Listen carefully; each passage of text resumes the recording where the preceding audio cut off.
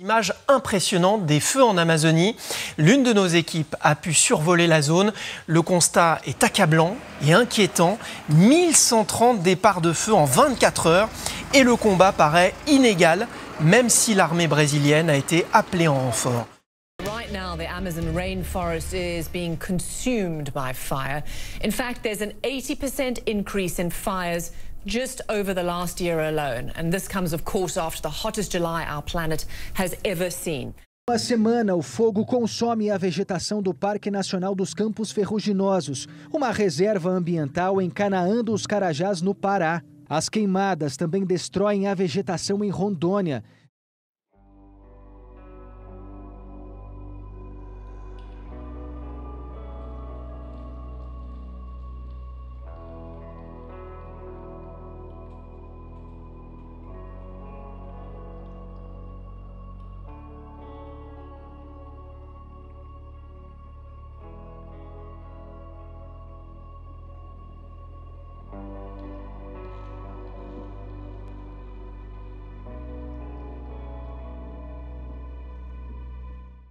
Alors, la situation en septembre n'est pas sensiblement différente de celle des mois précédents, puisque tous les ans il y a des feux en Amazonie et ils se concentrent particulièrement sur la saison sèche, c'est-à-dire de juillet à octobre.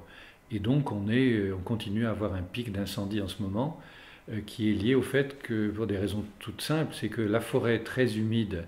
Pour qu'elle brûle, il faut couper les sous-bois, abattre un certain nombre de troncs et mettre le feu, sinon ça ne brûle pas.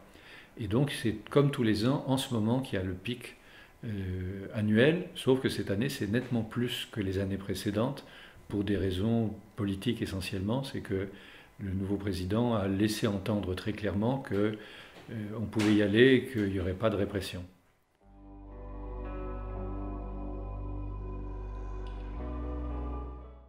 Si vous regardez la carte des feux, vous vous rendez compte qu'il y en a partout au Brésil. On fait des feux pour le défrichement initial, mais aussi pour régénérer les pâturages, pour détruire la forêt secondaire, et donc il y en a un peu partout. Quand ces incendies sont volontaires, mais dans les régions déjà défrichées, il arrive assez fréquemment que ça passe chez le voisin. En général, il ne s'en plaint pas, parce que lui-même avait l'intention de brûler, peut-être pas cette année-là, mais ensuite. Donc là, c'est des incendies qui s'étendent plus qu'on ne voudrait. Mais le départ est volontaire. Dans la forêt primaire, sauf rarissime exception, la forêt ne va pas au-delà de ce qui était prévu puisque, comme je disais, la forêt est humide et il faut, pour qu'elle brûle, qu'on la défriche préalablement.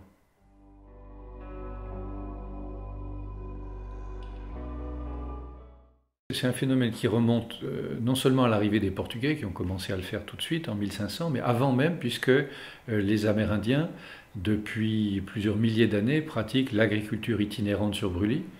Itinérante est important parce qu'effectivement, ils préparent un petit nombre d'hectares, 3, 4, 5. Ils utilisent un certain temps la fertilité qui est liée aux cendres et ils s'en vont quand cette fertilité est épuisée, surtout quand les fourmis coupeuses de feuilles arrivent. Et ils bougent. Et ils tournent sur des cycles de 20 à 30 ans ou parfois un peu plus, ce qui fait que quand ils reviennent, la forêt secondaire a eu le temps de repousser, ils retrouvent les arbres fruitiers qu'ils avaient plantés. La différence, c'est que depuis grosso modo une soixantaine d'années ou un peu plus, on a changé d'échelle, puisqu'on a affaire à maintenant de grandes entreprises, de grandes exploitations qui bénéficient de moyens mécaniques qui n'existaient pas. La plupart remontent à la Seconde Guerre mondiale, puisqu'en fait, dans la guerre du Pacifique, les Américains ayant besoin de reconquérir des îles tropicales face au Japon, ont développé les bulldozers, la tronçonneuse, les défoliants, toutes sortes de choses, et les avions, en particulier les DC-3 qui ont beaucoup été utilisés après, qui ont permis, à la fin de la Seconde Guerre mondiale, de défricher sur une beaucoup plus grande échelle, ou pour être rigoureux sur une plus petite échelle, si on est géographe, hein, sur de grandes surfaces, ce qui n'était pas possible avec des haches ou des scies comme on le faisait auparavant. Et donc maintenant, on peut défricher en quelques jours des centaines ou des milliers d'hectares, y mettre le feu et donc dégager des grandes quantités de forêt.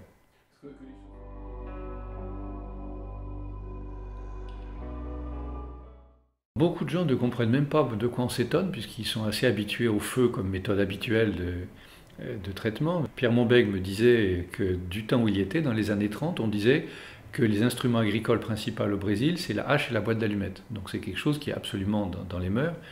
Et ils ne comprenaient pas du tout de quoi on se mêlait, d'une part, et quel était le problème, parce qu'ils ont toujours vu faire ça. En plus, dans la réaction brésilienne, il y a eu la part d'une grosse imprudence, une grosse ignorance, je ne sais pas, du président Macron. Invoquer l'internationalisation de l'Amazonie, c'est vraiment agiter le chiffon rouge devant le taureau, c'est-à-dire qu'immédiatement, tout le monde, droite et gauche, nationalistes et simplement gens, se sont mobilisés contre. Ça, c'est un sujet tabou, parce que ça revient périodiquement dans le débat, et c'est un point de sensibilité de l'opinion, parce que au fond, ils savent qu'ils ne se servent pas très bien de leur Amazonie, mais qu'il ne faut surtout pas mettre le doigt de là où ça fait mal.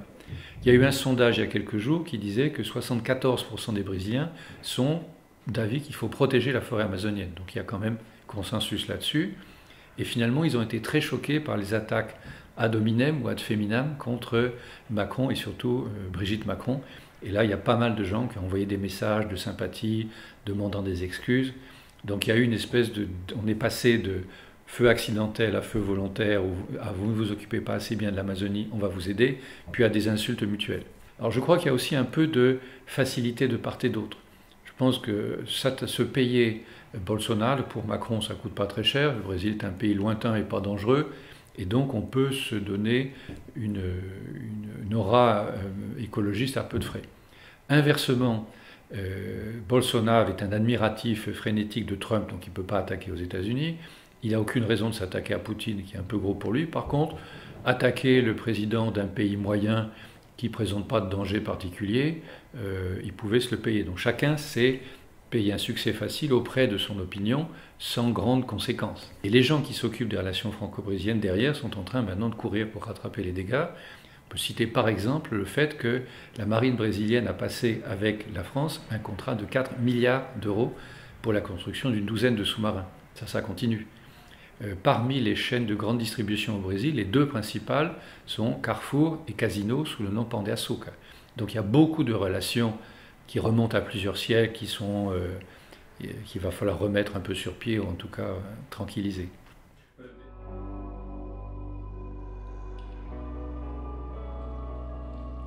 A priori non, je pense que les diplomates vont faire leur travail et s'arranger pour que tout ça se remette un peu sur pied. La première déclaration du nouvel ambassadeur du Brésil en France a été à la fois, c'était un discours très curieux, elle était mélangée de jurons pour un peu imiter son chef, mais en même temps, la structure, le fond, c'était on va quand même pas compromettre pour ça 5 siècles de relations favorables, et donc je crois que les gens font leur boulot d'essayer de rétablir. Ça a été un peu monté en épingle, c'est vrai que ça a été maladroit, annuler un rendez-vous prévu avec le ministre Le Drian pour coupe de cheveux, c'était pas très habile. Le ministre s'en est tiré avec humour en disant qu'il y avait une urgence capillaire, qui s'inclinait devant cette urgence capillaire, donc c'était un peu exagéré. Mais je pense que ça va revenir à la norme. Bon, ça laisse toujours des traces, mais il y a eu des passés, il y en a eu dans le passé. Il y a eu notamment en 64-65 une guerre de la langouste que tout le monde a oublié depuis lors. Il y a eu un affrontement sur le fait que les pêcheurs de Camaret pouvaient ou pas pêcher la langouste au large du Brésil. Et ça s'est terminé à la Cour internationale de justice, où la France disait que les langoustes nageaient dans les eaux internationales et se posaient de temps à autre sur le plateau continental brésilien, tandis que les avocats brésiliens disaient que c'était un animal terrestre qui marchait sur le plateau continental brésilien et de temps en temps sautait dans les eaux internationales. Et tout ça s'est terminé au bénéfice des Brésiliens qui ont en définitive avancé leurs eaux continentales à la limite des 200 000, et donc ça s'est terminé comme ça.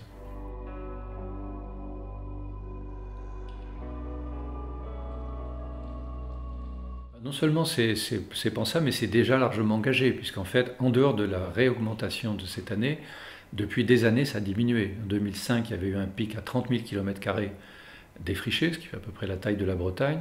Et depuis plusieurs années, ça avait décliné à la fois par des politiques assez vigoureuses de contention et en même temps par le fait qu'il y avait une intensification. On était tombé aux environs de 5000 km² par an, ce qui fait quand même un département français.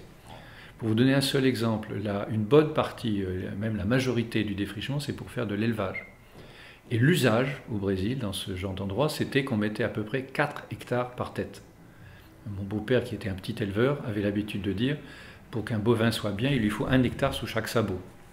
Et l'Institut de recherche agronomique brésilien, l'Embrapa, a montré de façon très claire que si on passait à 1 hectare, ce qu'ils appellent une intensification, mais à l'échelle européenne, ça paraît beaucoup, c'est beaucoup mieux parce que quand il y a trop de surface, les bovins broutent prioritairement les pousses tendres et laissent se développer les pousses les plus dures.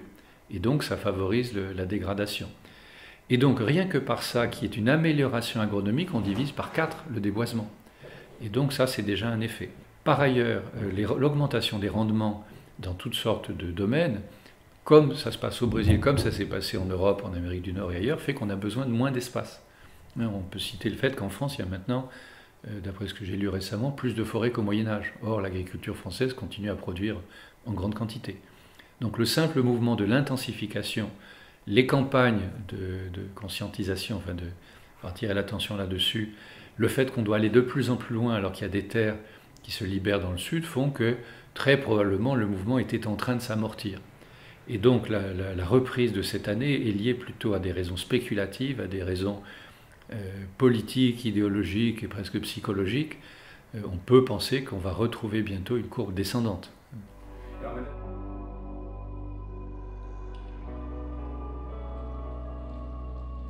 Vous vous rappelez peut-être qu'on voyait des cartes du monde entier. Et l'Afrique était beaucoup plus rouge que l'Amazonie parce qu'en fait, ce sont des cartes de mesure instantanée des départs de feu. Et donc, sur une carte mondiale, même si on met 1 pixel par feu, ça couvre rapidement de très vastes surfaces quand il y a beaucoup de petits feux voisins les uns des autres. C'est ce qui expliquait que l'Afrique des savanes était rouge, alors que l'Afrique des forêts ne l'était pas. Et pour la même raison, on voyait une très grande concentration au Brésil, mais je l'avais remarqué à ce moment-là, et les médias ne l'ont vu qu'un petit peu après, mais c'est normal, il y en avait aussi beaucoup en Bolivie et au Paraguay.